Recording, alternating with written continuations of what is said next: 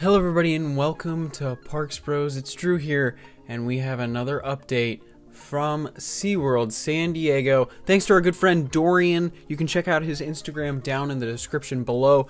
But Seven Seas Food Festival is coming to the park very soon. This is coming out on March 9th. Starting March 9th on weekends, all the way through April and even possibly May, you will be able to get some amazing different types of foods at SeaWorld San Diego as part of their Seven Seas Food Festival.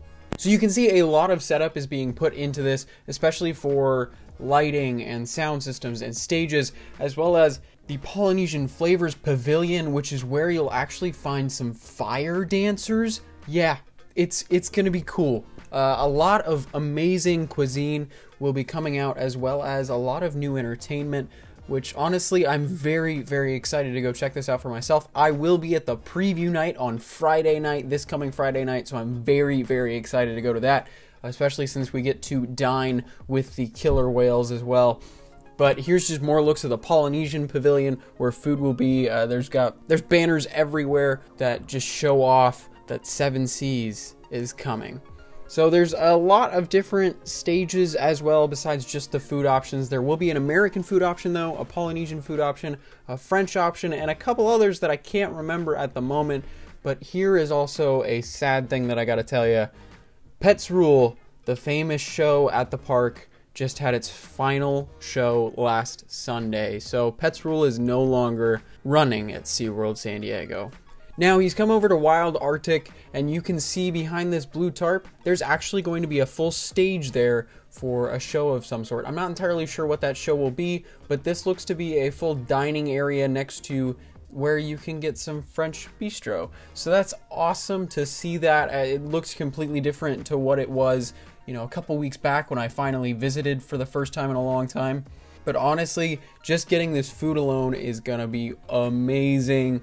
And here's just a look of the entire event lineup. They've got tons of things going on, honestly, all year long now, just as most parks do in Southern California, because they've realized how much it brings in revenue-wise. But here is another food stand that is still being built up, it seems. I'm not entirely sure what it's going to be, but it definitely looks like it's going to be great. I mean, if you really look at all the theming with all these buildings, it's pretty awesome to see all the theming on all these buildings. It's really great. Here looks to be a seating area soon. But let's move on to Journey to Atlantis.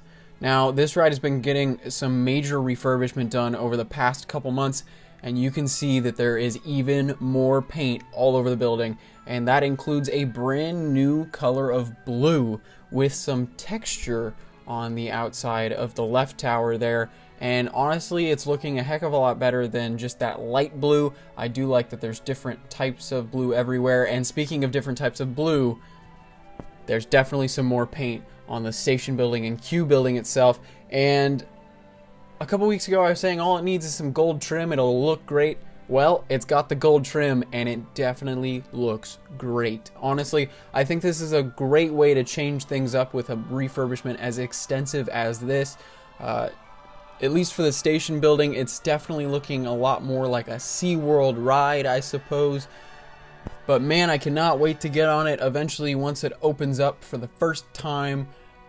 And I'm really just excited to get back to SeaWorld San Diego. So thank you so much for watching, and of course, as always, we'll see you on the next ride.